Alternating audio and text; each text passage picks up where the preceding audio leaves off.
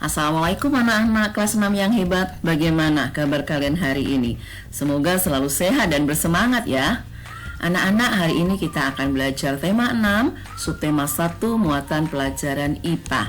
Kita akan belajar tahap-tahap pertumbuhan dan perkembangan manusia. Sebelum memulai pembelajaran, silahkan tekan tombol subscribe, like, share, dan komen ya anak-anak. Nah anak-anak, mari kita mulai pembelajaran dengan membaca buku tema 6 halaman 11, 26, dan 32. Bagaimana? Sudah selesai membacanya? Nah, dari materi yang kalian baca tadi, kita bisa mendapatkan informasi sebagai berikut. Semua makhluk hidup itu mengalami pertumbuhan dan perkembangan, termasuk manusia. Nah, pertumbuhan itu apa? Pertumbuhan adalah proses bertambahnya ukuran dan jumlah sel di dalam tubuh. Pertumbuhan dapat diamati dari ukuran tubuh manusia yang semakin tinggi dan berat. Jadi kalian dari kecil lalu mengalami masa anak-anak, lalu sekarang remaja, nanti dewasa misalnya, itu pasti tinggi dan berat kalian akan bertambah. Nah, ini yang dinamakan pertumbuhan. Lalu apa perkembangan itu? Kalau perkembangan itu adalah proses pematangan organ tubuh manusia.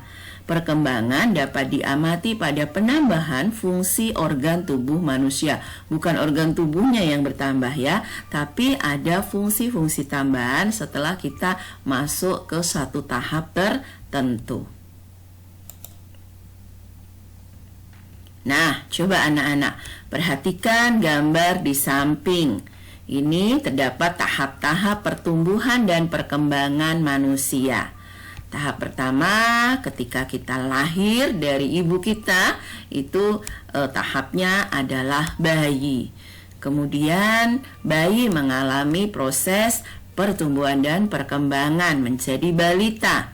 Balita lalu tumbuh menjadi anak-anak, lalu anak-anak menjadi remaja, remaja menjadi dewasa, dan yang terakhir dewasa memasuki masa lansia. Nah anak-anak, mari kita lanjutkan dengan membahas satu persatu tahapan dari mulai bayi sampai lansia. Tahap pertama, bayi. Bayi adalah manusia yang baru lahir. Bayi belum dapat berjalan dan berbicara. Nah, untuk mengungkapkan perasaannya, bayi biasanya dengan menangis, tersenyum, atau tertawa. Nah, asupan makanan bagi bayi itu biasanya ASI atau air susu ibu. Nah, kita lanjutkan ke tahap berikutnya, balita. Balita merupakan singkatan bawah 5 tahun. Balita sudah bisa berjalan dan berbicara dengan orang lain. Nah, selain berjalan, balita ini sudah juga bisa berlari dan melompat. Nah, untuk berbicara, balita juga mengalami perkembangan tertentu. Di awal dia mulai berbicara, mungkin kata-kata yang dia kuasai belum banyak dan cara pengucapannya juga belum jelas. Nanti semakin mendekati usia 5 tahun, kata-kata yang dia kuasai semakin banyak, lalu juga pengucapannya semakin jelas. Sehingga saat berbicara, balita yang sudah mendekati 5 tahun itu akan semakin lancar berbicara. Lanjut ke tahap berikutnya, anak-anak. Anak-anak merupakan tahap mulai mandiri dan dapat melakukan pekerjaan yang ringan. Karena memang secara pertumbuhan anak-anak ini jauh lebih tinggi dan lebih berat dibandingkan balita. Maka dia sudah bisa diajarkan kegiatan kemandirian. Misalnya menyapu, membersihkan halaman rumah, menyiram tanaman, dan pekerjaan ringan yang lain. Tahap berikutnya adalah remaja. Remaja adalah masa peralihan dari anak-anak menuju dewasa. Pada masa ini manusia mengalami pubertas. Nah, apa itu pubertas? Nanti insya Allah akan kita bahas di subtema 2. Kita lanjut ke tahap berikutnya, dewasa. Dewasa merupakan tahap ketika manusia sudah melewati pubertas. Di masa ini cara berpikir sudah matang, mulai bekerja dan bahkan ada yang sudah mulai berkeluarga. Ya, berkeluarga itu artinya menikah lalu memiliki anak. Nah, selanjutnya adalah masa lansia atau lanjut usia. Pada lansia ini manusia mengalami perubahan secara fisik, mulai tumbuh uban, yaitu rambut yang berwarna putih, lalu kulit mulai keriput, juga fungsi penglihatan dan pendengaran menurun. Nah, anak-anak, meskipun kita nanti akan mempelajarinya dengan lebih dalam di subtema 2, yuk kita sekilas mengenal tentang masa pubertas. Masa pubertas adalah masa perubahan dari anak-anak menjadi dewasa. Masa ini terjadi pada tahap remaja. Pada masa pubertas, tubuh seorang anak mengalami perubahan, baik perubahan fisik maupun tingkah laku. Nah, perubahan itu terjadi karena dipengaruhi oleh hormon yang memang diproduksinya di dalam tubuh itu pada masa pubertas ini. Menurut WHO, masa pubertas itu terjadi pada rentang usia 10 sampai 19 tahun. Kalau melihat rentang usianya, dalam hal ini kalian ya, anak-anakku kelas 6 masuk ke dalam masa ini. Tapi memang masa pubertas itu setiap anak itu berbeda-beda kapan datangnya.